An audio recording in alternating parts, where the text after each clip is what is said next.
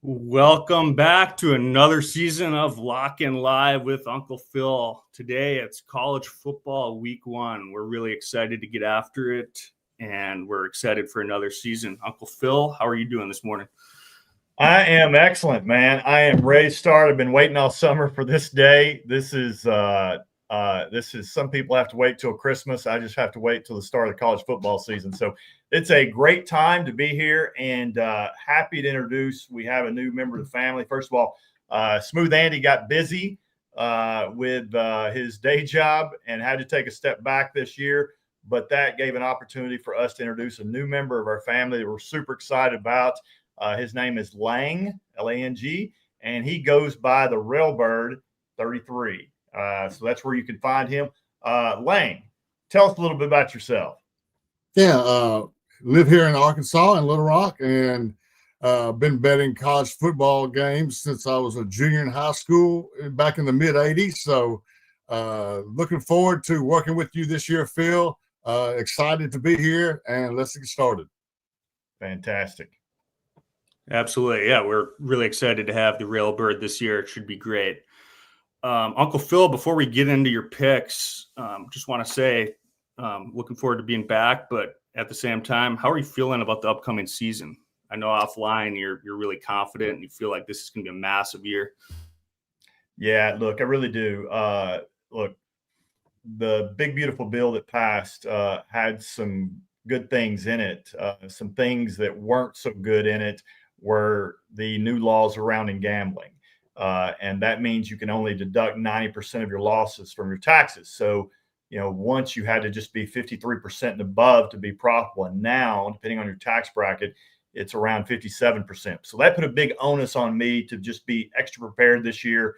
And during the off season, I was listening or watching 5 to 6 hours of podcasts almost every day. So for me, I couldn't be more locked in this year. Super excited about it. I've got, I did play personally. I always kind of test the waters personally just to see how things are going to make sure that I am locked in. And last weekend I played the Farmageddon game, the Kansas State and Iowa State, and I was 3-0 in that game. And then last night I had Auburn Baylor under 27.5 in the first half and hit that as they scored 27. And then I had Georgia Tech minus 3.5 for the game, hit that, but I also doubled down on it at halftime. And that was Georgia Tech 3.5 at halftime as well, and hit that as well. So far 6-0. Plan on making a big day here in a good week. So look, man, I'm super excited about this season. I really just can't wait. I know first week is always a little bit of a feeling out process as you get to know the teams, but I feel like I've done my homework and I'm ready. Love it. Well, without further ado, let's get after it. Where are we headed first, Phil? Yeah. First best bet is I am headed to Tulane, where Northwestern's coming to visit. In the offseason, Tulane's quarterback signed a 2-year, $8 million NIL deal to go to Duke, and they brought their quarterback in from BYU, but they've got other quarterbacks. They really hadn't made a decision. I know they've got one now, but it's taken a while to kind of go through the process. Northwestern, on the other hand, got a transfer, Preston Stone, quarterback from SMU, threw over 4,000 yards there, had like a 35 touchdowns there, about 8 interceptions. So really strong guy, and I think that he's going to do this. Really strong quarterback.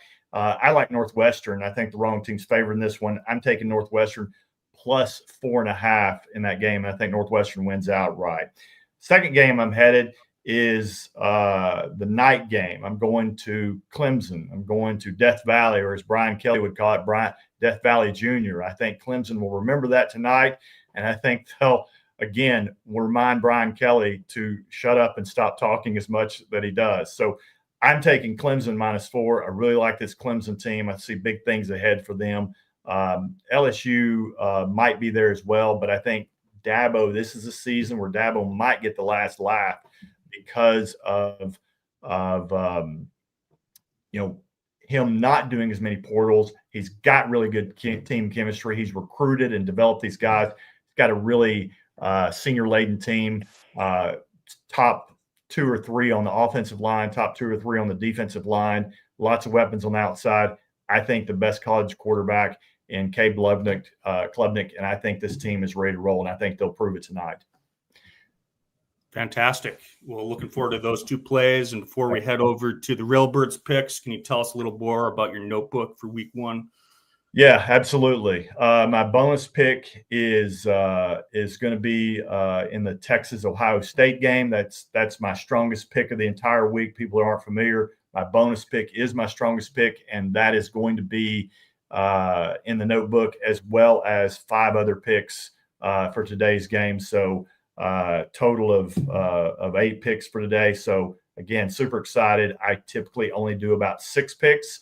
But today, I just couldn't help myself. I had to whittle it down and couldn't stop anymore by 8. It hurt me too bad.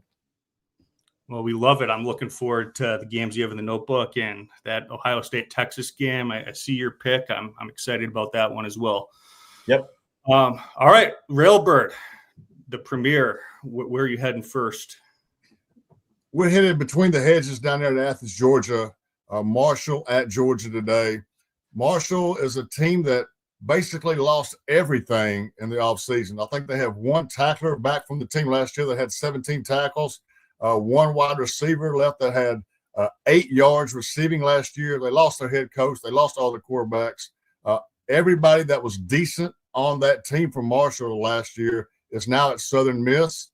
And Georgia, meanwhile, I think they got something to prove this year.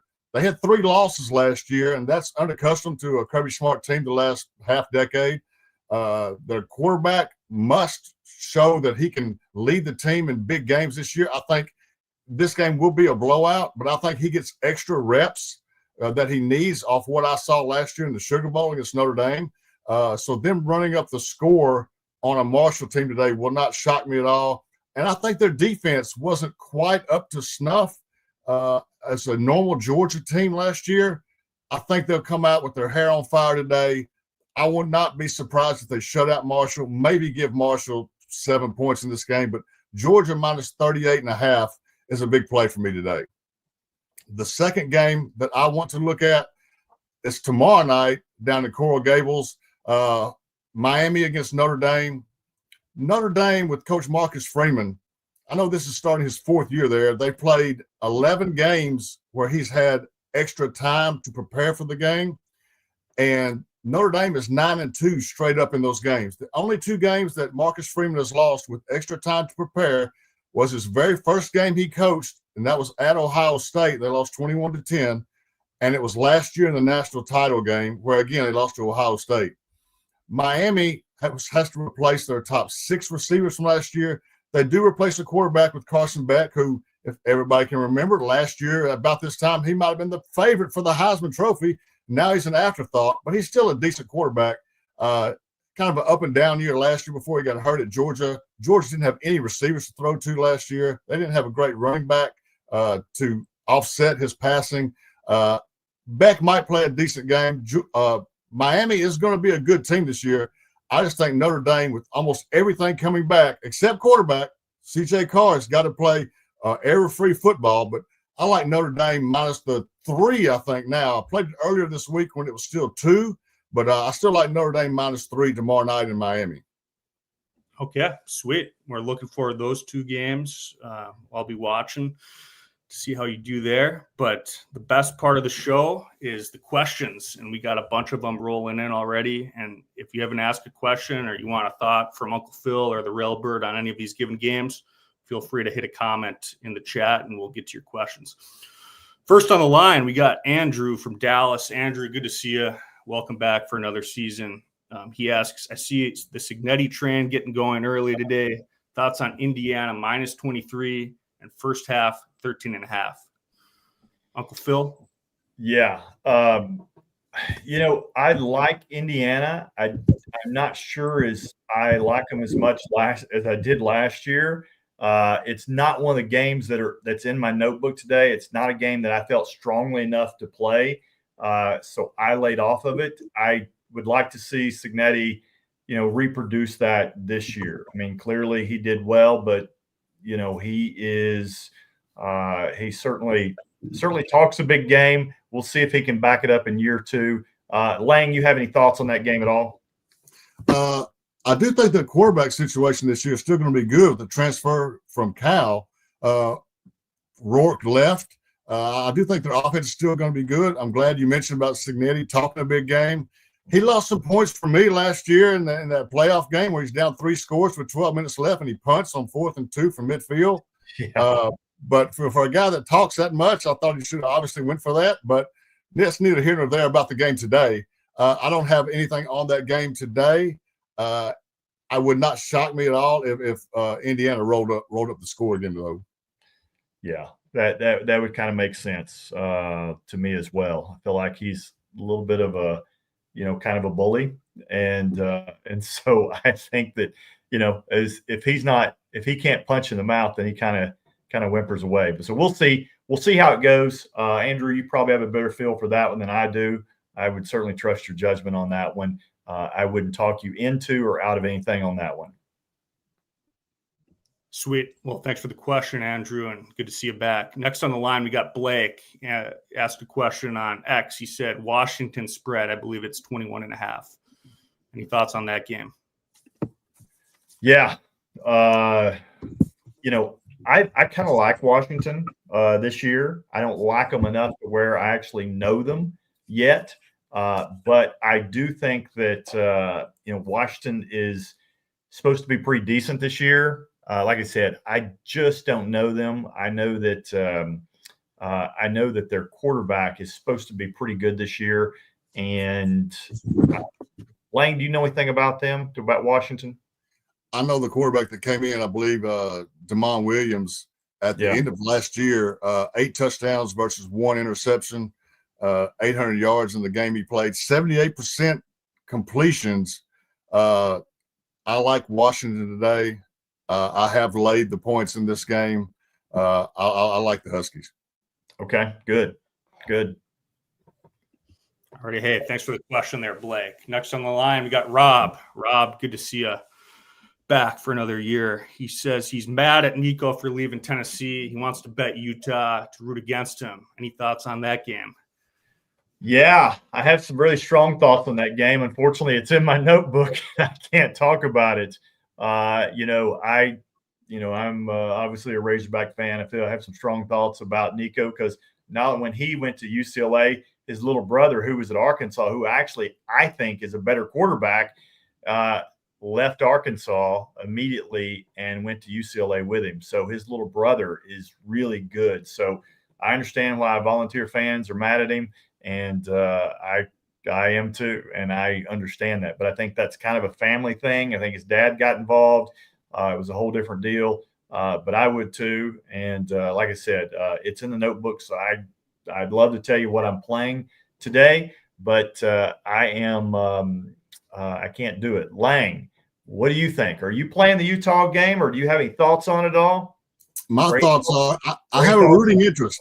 I have a rooting interest in the game, as I have played Utah in the summer at 8-1 to win the Big 12. I think they're down to maybe 6-1 now, so I got a good number there. Yeah. And while this is not a Big 12 game, I need Utah with their new offensive coordinator, their new quarterback, came over from high-scoring New Mexico team last year. I just need Utah to stay healthy this year. Last year, their season was decimated by injuries. If they can get this offense rolling with this young offensive coordinator, and Dampier, I believe is the quarterback's name, who had a big year last year at New Mexico. I think Utah's going to wreak havoc this year, and I can see them easily covering the line tonight. I might get involved in this game later on. I'm not involved right now, but Utah would be my side if I'm playing it. Yeah, Dampier is supposed to be really good. I think that he's going to be good this year. This Utah, I'm not sure about early, but by the end of the season, this Utah offensive line could be the best in the entire nation. Sweet. Hey, well, thanks, Rob, and best of luck today, and best of luck on the season. Yep. Next on the line, we got a question from AJ Sports Foundation on X. He says, Uncle Phil, I need an outright dog. I'd go with Northwestern. That was one of my best bets. I think that Lang and I talked about this beforehand. We both think that Northwestern that the wrong team's actually favored. We think Northwestern will win that line. Lang, you said you got it in the summer. What was the line when you got it? I have Northwestern +7 today. Yeah. You took it a few weeks ago. It is, that's not what I do. We kind of did lock it in live because I lock it in at the actual time, so I get the same line that you guys get. And that's what I took at 4.5. So it's come down a lot. So it's definitely moving in the right way that I think so. So again, I like Northwestern a lot. Lang likes Northwestern a lot. I think that is going to be there's going to be plenty of upsets, but I think that's one of them. Yeah, if you want to add one more, maybe look at Toledo plus the points against. I know we're looking for outright, but I know they're +10 against Kentucky. Kentucky is possibly on the verge of a dumpster fire season. Yeah. Toledo gets out to a quick lead. I can see Boo Birds coming out at the stadium and putting more pressure on the team. Toledo went to Mississippi State last year, another SEC team, and got a 41-17 win. Have a lot of starters coming back. They're the favorite in the MAC. Toledo would not shock me at all if they go to Kentucky and win today. Yeah, I looked the same thing. I held off that one. That one's not in the notebook, but that one would just kind of got edged out. But I did think the same thing. I don't really have a whole lot of confidence in Calzado, the quarterback coming in from A&M to Kentucky. So I'm the same way. Doesn't feel like Kentucky just kind of put all their NIL money into basketball and just said, we're a basketball school, and they owned it, and I respect that.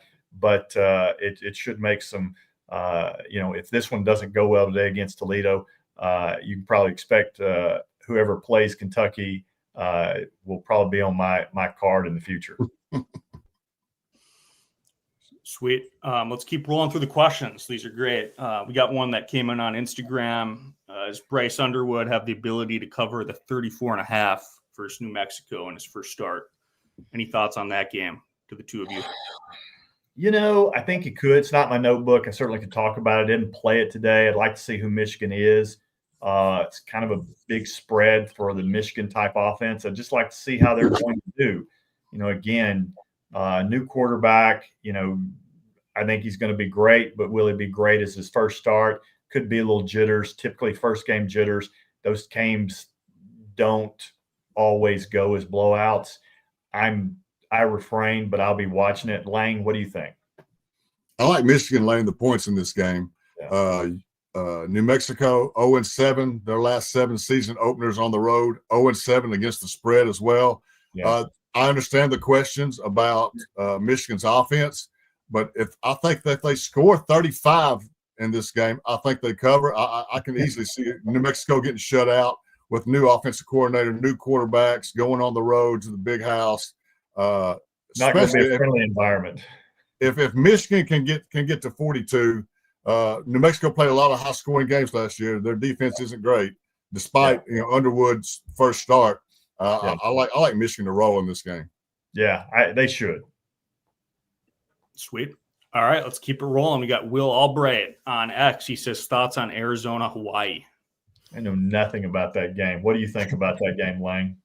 I did play Kansas last week, and then I was watching the Hawaii Stanford game, and last I saw of Hawaii was their quarterback could barely walk. And the reports that I heard during the week, they were iffy if he was going to play or not. Yep. I got to think that they might hold him out. The money says to Arizona's to play. The line early in the week was 13. It's up to 16.5, maybe 17 now. I think it's either Arizona or you pass the game. I don't think you could take Hawaii. Agreed. Sweet. All right, let's keep it going. We got Andreas. Good to see you, Andreas. He says Syracuse, Tennessee game. Any thoughts on that one?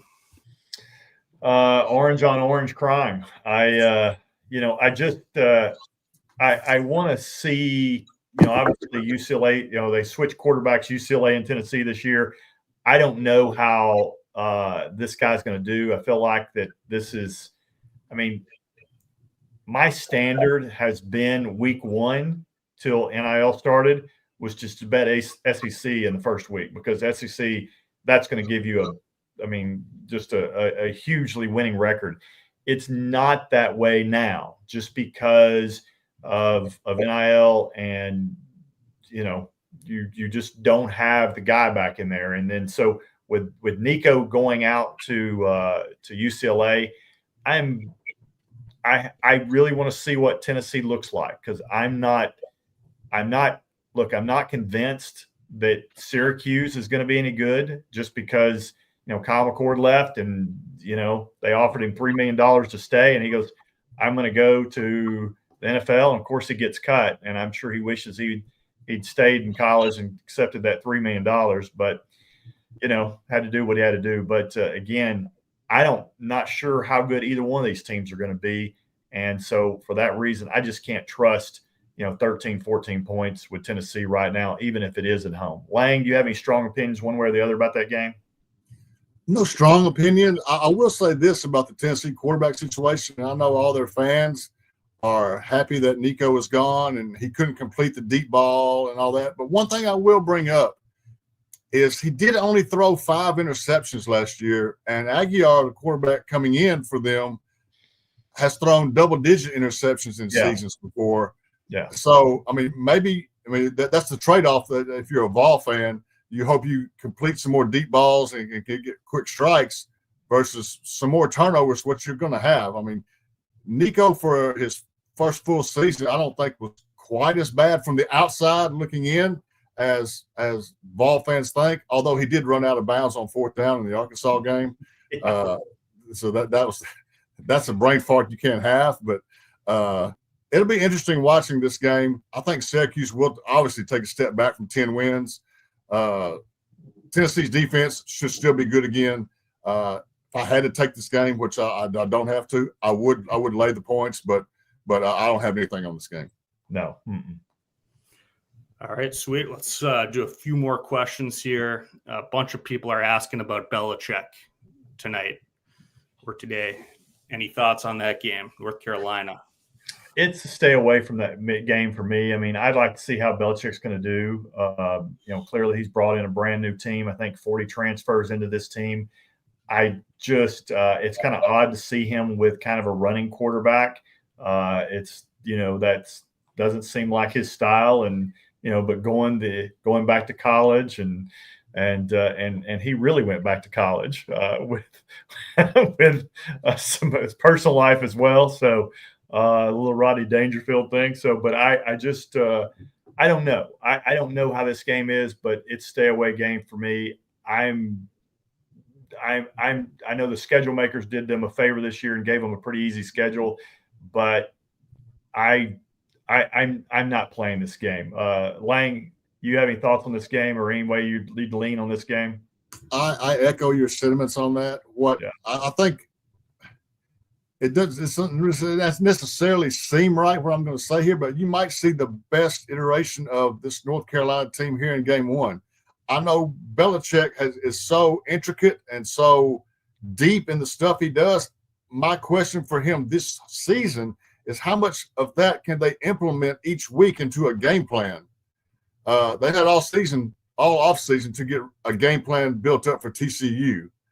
How does that work going forward when you only got 20 hours of practice or something, where he's used to working these guys, all day, every day. That's right. In NFL. And I think they'll really be prepared for this game. I'm not playing this game. If I was, I would probably make Belichick prove it to me at the college level. Absolutely. And take TCU. Mm-hmm. But I'm out on this game until I see something. Yeah, agreed. Sweet. And Woody asked that question. Good to see you, Woody. We got the community's coming out strong with the questions. A lot of familiar faces. We're really glad to have you back. Absolutely. Let's do maybe 2 more before we wrap up. We got Nicholas McCoy on X. He's interested in how you think Arch Manning's going to do today and throughout the season. I know it's in your notebook, Uncle Phil, so you can't really talk about this game too much, but what are your thoughts on Arch this year?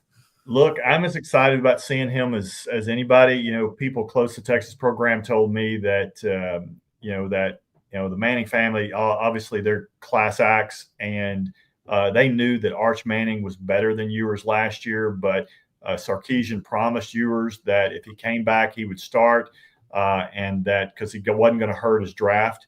And so I think that I'm excited to see him. he got into Georgia game last year, but didn't throw a pass.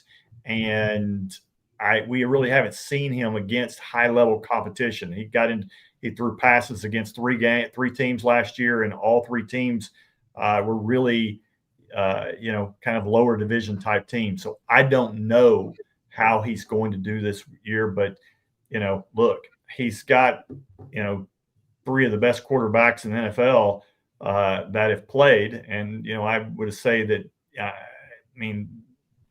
Peyton and Archie Sr. for sure, but I don't know how, I don't know if Eli will ever get to be Hall of Famer, but again, three really amazing Hall of Fame college quarterbacks for sure on speed dial. So he's got to be super prepared. He's got it in his genes. We'll see how that translates. It would be surprising if he didn't do well, but we'll see. My take on Arch is, I'm not saying he's going to be great. I'm not saying he's going to be awful or he's just mid. But if his name was Cody Montgomery, we wouldn't even be having this discussion. It's because he's Manning that there's all this hype. I will say this: there's been no favorite to win the Heisman Trophy since 2014. So Arch being the favorite at 6.5 to 1 or so. If you like him, I would say go ahead and bet him before the game, because if he does have a big game today, he'll be 2 to 1 by tomorrow. So on that front, but I'm anxious to see how he plays. It's interesting the comments that you had there, that maybe if Sark puts Arch in at the 4 or 5 yard line, wherever they are against Ohio State, to run the ball in to tie that game in the semifinals last year, maybe Texas goes to win it all. And that Sark didn't want to play him because of something with Ewers. That's all a weird dynamic there. Well, Texas is a weird dynamic, right? I mean, that's a whole thing. You've got these boosters there that control. It's really what's kind of kept Texas from achieving its full potential, because you've got these, typically in a program, you've got kind of one billionaire that kind of steers the program in a certain way, or maybe two, but they play well together. Texas has got so much money down there that you've got so many independent camps that are kind of steering that athletic program that have never really allowed Texas to reach its full potential. And that was just another way. I mean, Sark's, excellent recruiter, and he's kind of navigating the waters so far to doing that. But we'll see how that goes. But I do think that Arch will be a good quarterback. How good, I don't know, but I think today will be a good way. We'll see it. The old saying is that if a pup's going to bite, it's going to bite or a dog's going to bite, it's going to bite as a pup. So we'll know if he's going to bite today, and we'll have a good feel for him after day. Speaking of, you mentioned Heisman. Lane, do you have a long shot or anything for the people that you think would be a good Heisman candidate or Heisman bet for people? I've bet as little on Heisman. I have no national title money right now. Mm-hmm. I have bet a couple Heisman. I got John Mateer at 25 to 1 for Oklahoma. I just think he's going to turn that team into a what Oklahoma sort of wants to be, that they haven't been under Brent Venables. I have Oklahoma over 6.5 wins this year because of that. I think they get to 8, maybe 9. Is that enough to get a Heisman Trophy? Probably not. But I took the 25 to 1. I also took 25 to 1 on Carson Beck that I mentioned earlier. I mean, this time last year, he was 6 or 8 to 1, and I can get him at 25 to 1. Do I think Miami, maybe they have to duplicate their 10-win season from last year? Maybe they can do that. I mean, Beck was mentioned as the first overall pick in the NFL draft going into last season, and now he's kind of an afterthought. Should have a lot of talent around him in Miami. And, being in the ACC, not the most brutal schedule in the world. Briefly mentioned earlier, if you want to look at a long shot, maybe look at USC quarterback Jaden Maiava. They went 4-1 when he took over the quarterback spot last year. I expect a big year from USC. 6 losses last year. 5 of those games they lost by 1 score, where they led in the fourth quarter. So I think it's a big turnaround year for Lincoln Riley. Maybe look at Maiava. Like I said, I think he's 60 to 70 to 1. Yeah, I like him as well. USC's got a very manageable schedule this year. I'm with you, though. We hadn't talked about this beforehand, so it's interesting. You and I both kind of landed on Mateer over at Oklahoma because he's my kind of long shot as well. I think, I think Cade Klubnik is – I think he's the best quarterback in college this year. I personally would I'd be the opposite side against Carson Beck. I run from him. I think he's a head case. And I just don't see it. That might be right. But we'll see, and anybody who Venmos people and puts for bets is my guy. So I'll take Mateer. Love it. Yeah. Got the message there on Venmo. Yeah. Alrighty, guys, we're getting close to kickoff. I'm excited. We're about 57 minutes out. Any last words before we wrap up and get to enjoy football being back at the collegiate level? Lang, any parting words for the people? I'm just happy to get this first show under my belt. Today I'm wearing two hats. I do horse racing picks too. When I get off here, we'll go check the scratches at Saratoga and get those out to everybody. And looking forward to the first full weekend of college football games. Yeah, as you can see, Lang knows his shit, and follow him at the Railbird 33 or 333 for certainly horse racing. As you can see, he also knows college football very, very well, and will help you out there. But guys, hey, thanks for tuning in. Really, really great to have you guys again. And as always, guys, let's roll.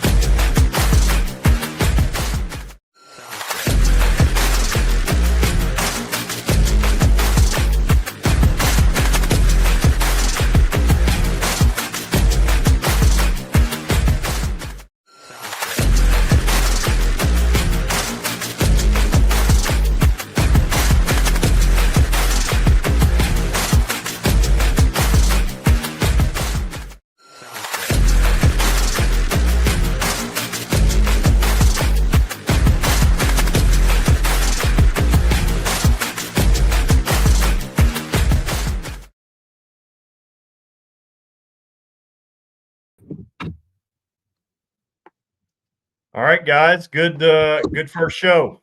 Lang, good job. That was adequate. I thought you did a great job. Matt, any comments? Hey, you got to end the stream, I think. Here. What's that? Is it still? It's still live, I believe.